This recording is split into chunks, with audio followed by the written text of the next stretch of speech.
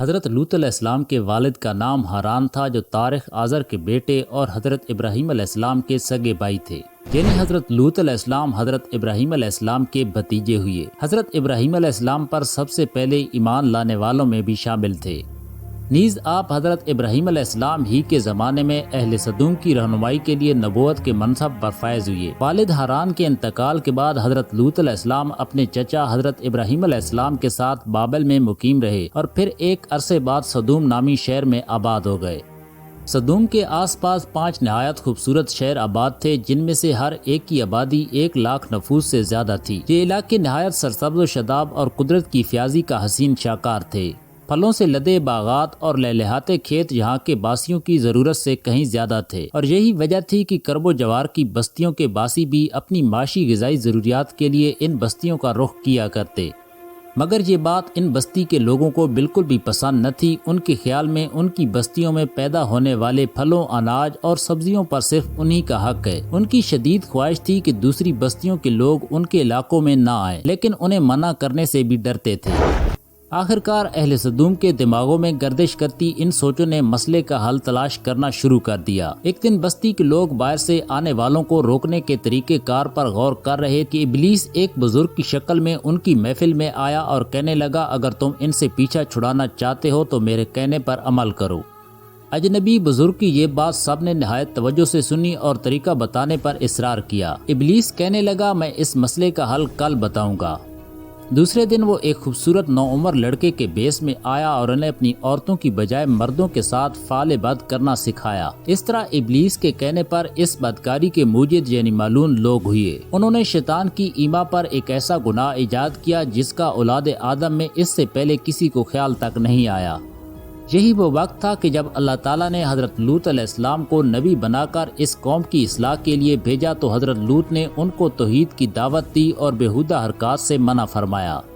قرآن پاک میں اللہ تعالیٰ فرماتا ہے، اور لوط کو یاد کرو جب انہوں نے اپنی قوم سے کہا کہ تم بے حیائی کے کام کیوں کرتے ہو؟ کیا تم عورتوں کو چھوڑ کر لذت حاصل کرنے کے لیے مردوں کی طرف مائل ہوتے ہو؟ حقیقت یہ ہے کہ تم احمق لوگ ہو۔ حضرت لوط علیہ السلام اپنی قوم کی عادت بد کی وجہ سے بڑے فکر مند رہتے اور دن رات انہیں نصیحت و تبلیغ کرتے رہتے، لیکن قوم پر اس کا کوئی اثر نہ ہوا، بلکہ وہ مزید ڈٹھائی اور ہٹ دھرمی کے ساتھ فخری انداز میں یہ کام کرنے لگی۔ الٹا حضرت لوط علیہ السلام کے ساتھ بھی سخت رویہ رکھنا شروع کر دیا، ان کی باتوں کا مذاق اڑانے لگی۔ ارشاد باری تعالیٰ ہے، اور قوم لوط نے بھی پیغمبروں کو جھٹلایا جب ان سے ان کے بھائی لوط نے کہا کہ تم کیوں نہیں ڈرتے؟ میں تو تمہارا امانت دار پیغمبر ہوں، تو اللہ سے ڈرو اور میرا کہنا مانو، اور میں تم سے اس کام کا بدلہ نہیں مانگتا، میرا بدلہ اللہ رب العالمین کے ذمے ہے۔ کیا تم اہل عالم میں سے لڑکوں پر مائل ہوتے ہو اور تمہارے پروردگار نے جو تمہارے لیے تمہاری بیویاں پیدا کی ان کو چھوڑ دیتے ہو؟ حقیقت یہ ہے کہ تم حد سے نکل جانے والے ہو۔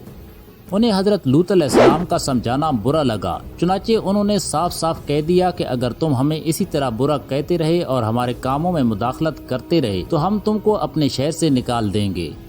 حضرت لوط علیہ السلام مایوس ہونے کی بجائے قوم کو راہ راست پر لانے کی جدوجہد میں مصروف رہے، مگر وقت کے ساتھ ساتھ قوم کے اس فعل میں بھی شدت بڑھتی گئی۔ ایک دن حضرت لوط علیہ السلام حسب معمول قوم کو تبلیغ کرنے کے لیے تشریف لائے، انہیں اللہ وحد پر ایمان لانے کی دعوت دی اور عذاب الہی سے ڈرایا، مگر بدترین فحشی اور بدکاری کے باوجود انہیں ڈھیل دی جا رہی تھی۔ لیکن اب انہوں نے خود ہی عذاب کی فرمائش کر دی اور بولے، اے لوط، اگر تم سچے ہو تو ہم پر عذاب لے آؤ۔ قوم کے اس مطالبے کے بعد حضرت لوط علیہ السلام کو یقین ہو گیا کہ اللہ تعالیٰ نے ان کے دلوں پر مہر ثبت کر دی اور یہ اب رائے راست پر آنے والے نہیں، لہٰذا انہوں نے نہایت ہی بے بسی کے عالم میں اللہ عز و جل کے سامنے ہاتھ پھیلا دیے اور دعا کی، اے میرے پروردگار، ان مفسد لوگوں کے مقابلے میں میری نصرت فرما۔ اللہ تعالیٰ نے اپنے نبی کی دعا قبول فرمائی اور اپنے خاص فرشتوں کو دنیا کی طرف روانہ کر دیا۔ حضرت سعدی رحمۃ اللہ علیہ فرماتے ہیں، فرشتے حضرت ابراہیم علیہ السلام سے ملاقات کے بعد حضرت لوط علیہ السلام کی بستی پہنچے اور دوپہر کے وقت وہاں داخل ہوئے۔ جب وہ صدوم شہر میں پہنچے تو ان کی حضرت لوط علیہ السلام کی صاحبزادی سے ملاقات ہو گئی، جو وہاں پانی بھرنے پہنچی تھی۔ فرشتوں نے لڑکی سے پوچھا، ہم یہاں کہیں ٹھہر سکتے ہیں؟ لڑکی نے جواب دیا، آپ یہیں رکے، میں واپس آ کر بتاتی ہوں۔ در حقیقت لڑکی کو ڈر ہوا کہ اگر یہ قوم کے ہاتھ لگ گئے تو ان سے بدسلوکی ہو سکتی ہے۔ وہ اپنے والد حضرت لوط علیہ السلام کے پاس تشریف لائیں اور صورتحال سے آگاہ کیا۔ اے ابا جان، شہر کے باہر چند اجنبی نو عمر لڑکے ہیں، کہیں ایسا نہ ہو کہ قوم ان کو پکڑ لے۔ قوم نے حضرت لوط علیہ السلام کو مہمانوں کو اپنے ہاں ٹھہرانے سے منع کیا، لیکن اس کے باوجود وہ چھپ چھپا کر انہیں اپنے گھر لے آئے۔ فرمانے باری تعالیٰ ہے، اور جب ہمارے فرشتے لوط کے پاس آئے تو وہ ان کے آنے سے غمناک اور تنگ دل ہوئے اور کہنے لگے کہ آج کا دن بڑی مشکل کا دن ہے۔ مفسرین فرماتے ہیں کہ یہ فرشتے حضرت جبرائیل علیہ السلام، حضرت میکائیل اور حضرت اسرافیل تھے، جو نہایت حسین و جمیل نو عمر لڑکوں کی شکل میں تشریف لائے۔ حضرت لوط علیہ السلام نے جب ان خوبصورت نو عمر لڑکوں کو دیکھا تو سخت گھبراہٹ اور پریشانی میں مبتلا ہو گئے۔ انہیں اپنی قوم کی عادت قبیحہ کے پیش نظر خطرہ تھا کہ نہ جانے قوم ان کے ساتھ کیا سلوک کرے گی۔ حضرت لوط علیہ السلام کی بیوی کافروں سے ملی ہوئی تھی، سو اس نے نو عمر لڑکوں کی گھر میں موجودگی کا راز فاش کر دیا۔ یہ سن کر بستی والے دوڑتے ہوئے حضرت لوط علیہ السلام کے گھر پہنچے۔ قرآن پاک میں ارشاد ہے، اور جب قوم دوڑتی ہوئی ان کے پاس پہنچی تو یہ لوگ پہلے ہی سے برے کام کیا کرتے۔ تو لوط نے کہا، اے قوم، یہ جو میری قوم کی لڑکیاں ہیں یہ تمہارے لیے جائز اور پاک ہیں۔ اللہ سے ڈرو، مجھے میرے مہمانوں کے بارے میں رسوا نہ کرو۔ کیا تم میں سے کوئی بھی شائستہ آدمی نہیں؟ حضرت لوط علیہ السلام کی بات سن کر وہ لوگ بولے، اے لوط، کیا ہم نے تم کو سارے جہاں کی حمایت اور طرفداری سے منع نہیں کیا؟ اور تم بخوبی واقف ہو کہ ہمیں تمہاری بیٹیوں سے کچھ حاجت نہیں، اور جو ہماری اصل چاہت ہے اس سے تم یہ خوبی واقف ہو۔ قوم لوط کے اس بے شرمانہ جواب سے اندازہ لگایا جا سکتا ہے کہ وہ فعل بد میں کس حد تک مبتلا ہو چکی تھی۔ مفسرین لکھتے ہیں کہ جب حضرت لوط علیہ السلام کی قوم ان کے گھر کی طرف دوڑتی ہوئی آئی تو حضرت لوط علیہ السلام نے گھر کے دروازے بند کر دیے اور ان نوجوانوں کو ایک کمرے میں چھپا دیا۔ بدکار مسلح لوگوں نے آپ علیہ السلام کے گھر کا گھیراؤ کیا اور ان میں سے کچھ گھر کی دیوار پر بھی چڑھنے کی کوشش کر رہے تھے۔ حضرت لوط علیہ السلام اپنے مہمانوں کی عزت کے خیال سے بہت زیادہ گھبرائے ہوئے تھے، چنانچہ اس بے بسی کے عالم میں ان کے منہ سے نکلا، اے کاش مجھ میں تمہارے مقابلے کی طاقت ہوتی یا کسی مضبوط قلعے میں پناہ پکڑ سکتا۔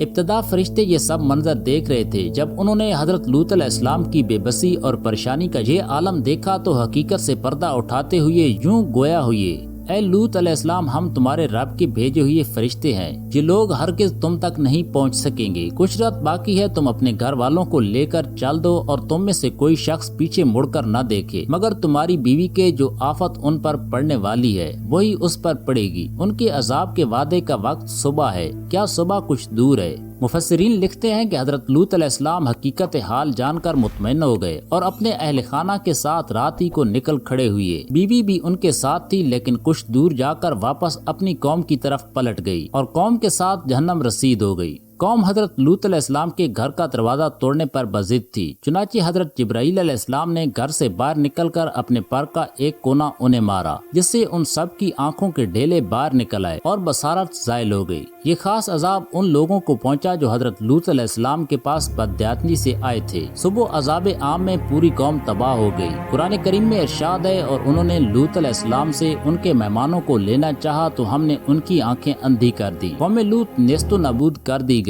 ابھی صبح کا آغاز یہ ہوا تھا کہ اللہ تعالیٰ کے حکم سے حضرت جبرائیل علیہ السلام نے بستی کو اپنے پر سے اکھیڑا اور اپنے بازو پر رکھ کر آسمان پر چڑھ گئے، حتیٰ کہ آسمان والوں نے بستی کے کتوں کے بھونکنے اور مرغوں کے بولنے کی آوازیں سنی۔ پھر اس بستی کو زمین پر دے مارا، جس کے بعد ان پر پتھروں کی بارش ہوئی۔ ہر پتھر پر مرنے والے کا نام لکھا ہوا تھا۔ جب یہ پتھر ان لوگوں کو لگتے تو سر پاش پاش ہو جاتے۔ صبح سویرے شروع ہونے والا یہ عذاب اشراق تک پوری بستی کو نیست و نابود کر چکا تھا۔ اگر کوئی شخص بستی سے باہر تھا تو اسے وہ پتھر اسی جگہ جا لگا جہاں وہ تھا۔ اللہ تعالیٰ نے قرآن پاک میں فرمایا، پھر جب ہمارا حکم پہنچا تو ہم نے وہ بستیاں الٹ دیں اور اس زمین پر کھنگر کے پتھر برسانا شروع کیے جو لگاتار گر رہے تھے، جن پر تمہارے رب کی طرف سے خاص نشان بھی تھے، اور وہ ظالموں سے کچھ دور نہیں۔